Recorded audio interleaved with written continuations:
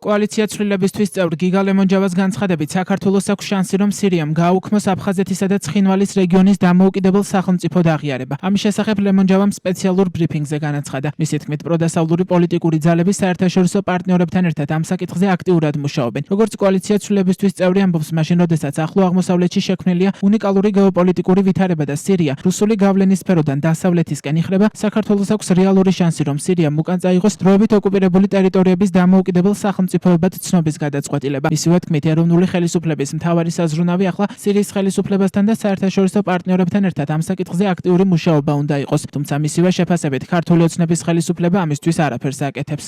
აი ამ ფონზე, როდესაც საქართველოს აქვს შანსი, რომ სირიამ უკან წაიღოს აფხაზეთის და სამაჩაბლოს სახელმწიფო ცნობის შესახებ დადგენილებები გააუქმოს, ამ ფონზე საქართველოს ხელისუფლება ღალატობს საქართველოს ეროვნულ ინტერესს.